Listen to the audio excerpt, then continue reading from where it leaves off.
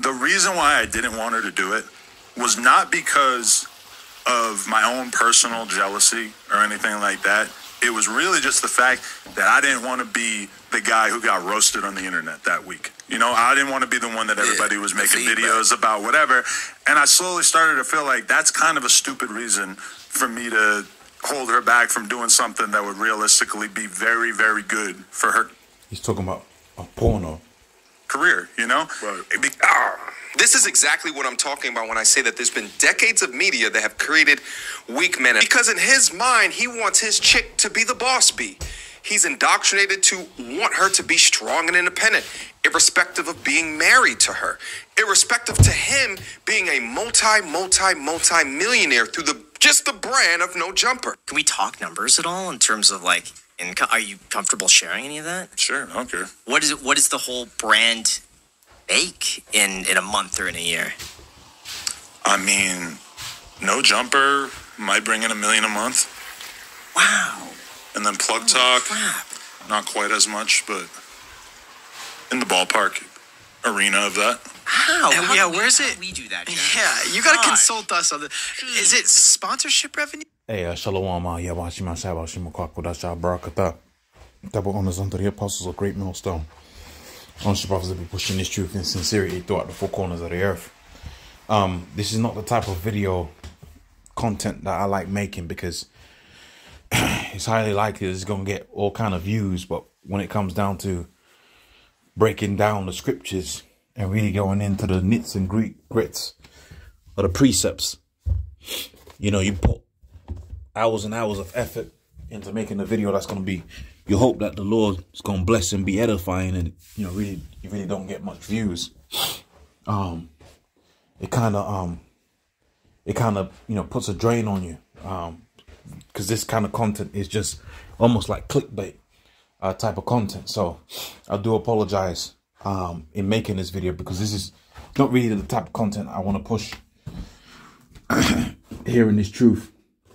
But there's a few points that I could make that I think are going to be edifying. And the first thing that comes to mind is the book of Revelations, the 20th chapter, where it speaks about how the beast was going to come back out of the earth after it goes into relative obscurity. They was going to rise up back out of the earth, and they was going to rule. And that represents the red Hebrew Edomite coming back into power and ruling for a certain dispensation of time. Okay, the scripture talks about how the day was going to continue a short space of time. So what do we understand from that particular precept? Slakia. We understand from that particular precept that the ancient Roman Empire, which started first and foremost, as explained within the book of 1 Maccabees, the first chapter from the 7th verse, which is Alexander the so-called Great coming into a position of power, the first Edomite to rule. We understand from the precept that from Alexander's reign, Alexander the so-called Great coming into power, we had a situation where the red Hebrew Edomite was ruling.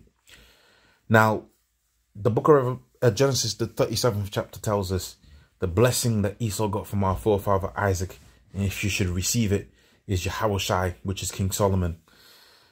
The blessing that he received off of our forefather, also our Lord, and also our supreme King, Yahushai, the blessing that Esau got was the blessing of the sword. So the sword is Esau's ability to fulfill what is written about within the book of Habakkuk, the 2nd chapter. Okay, he's able to conquer nations and subdue them. And pursuant to the book of Jeremiah, the 51st chapter, after subduing them, he can then influence how they behave.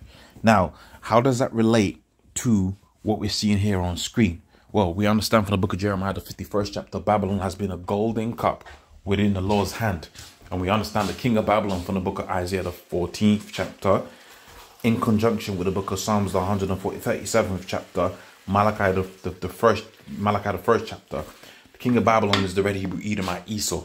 So Esau, the red Hebrew Edomite, has the power, via the military industrial complex, to influence the people's behavior upon the face of the planet. Okay, I'm just going to repeat that again. Esau, via the military industrial complex, has the ability to control people's behavior, perception, What else comes to mind? Behavior, perception, everything that comes underneath that banner. He has the ability to control them via the military-industrial complex, which the military-industrial complex is a huge thing and a huge proponent within Esau's power. To the end, the scripture describes it as one of the three frogs: finance, military, and religion. And via these particular things, they was able to gain control over the earth. Right, so what did we just watch? And how does that relate to the precepts that we just quoted? Okay, so this is a guy called Mediocre Tutorials. And in my experience, he's a pretty level-headed individual. And I like watching individuals because, you know, we're all brothers in his faith. And so we listen to particular things. I hope this is not on Bluetooth. Okay, this is not on Bluetooth. So we listen to particular things that are edifying or entertainment. Okay, we listen to things that are edifying or entertainment, right? Let me just see. Okay, we're all right. We're all right. All right, we listen to things that are edifying or entertainment. And our entertainment, really, after you've been in this truth for a certain dispensation of time, our entertainment doesn't really stray too far away from the truth. And what I mean by that is, I watch a lot of these kind of videos, Mediocre Tutorials, Corey Holcomb, them kind of things. And I find myself being inspired to do videos. That's what I use for my leisure time. Maybe I'll watch a movie and I'll be inspired to do a video. So even when I'm switching off my brain is still working in the background for the edification of the body. Okay? So I feel like this guy's a level-headed individual. I feel like he's balanced in his judgment and approach to let's say, circular life. And therefore, if you was going to watch this particular individual, your ability to assess situations, because the mind is nothing but a sponge, and the more you fill the mind with junk, the more junk comes out. You could tell individuals not very focused on this truth by what proceedeth out of his mind, because the mouth speaketh what the brain thinketh, right? So if a guy ain't shelling out precept or history or whatever, and just shelling out circular business, you understand that guy ain't really putting in spiritual work. Okay?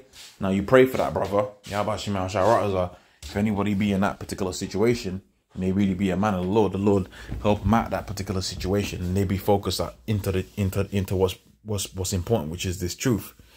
Pray for that, brother. But that's the reality of the situation. You speak what you put into your brain.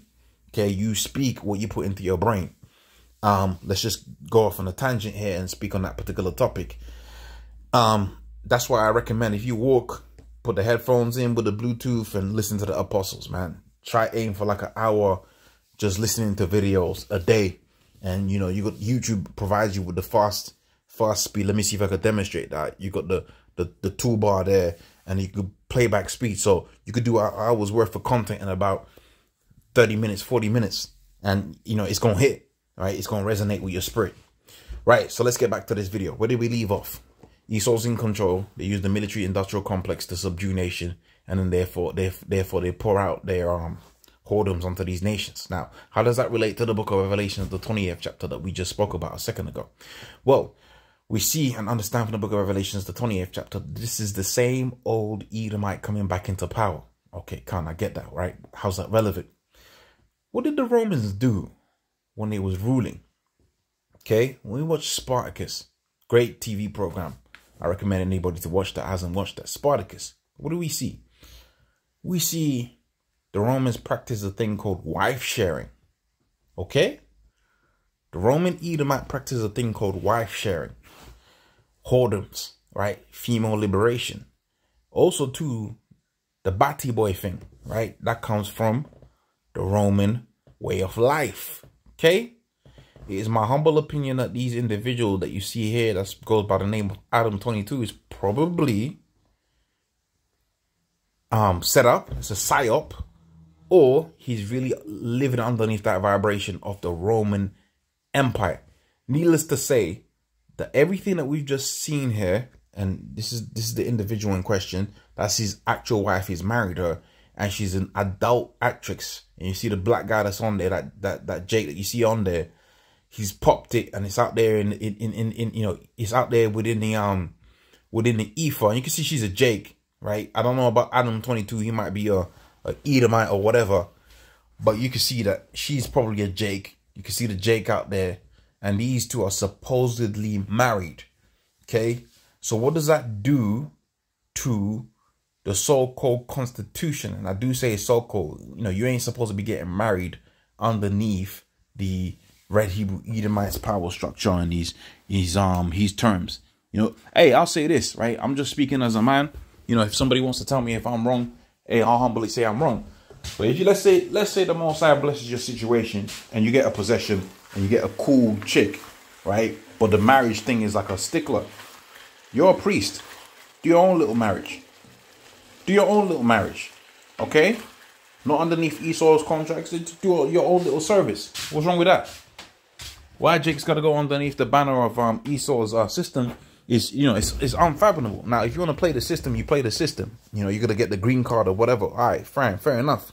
But for a regular man living within Esau society, it's like, brother, okay, don't fall underneath Esau's little contracts, man. Because them little contracts are going to mess your situation up. Okay, that's going to mess your situation up. But for the younger guys growing up, just like the scripture says within the book of Jeremiah, the first chapter, Babylon's been a golden cup within the Lord's hand and has made all the earth drinking or the wine thereof.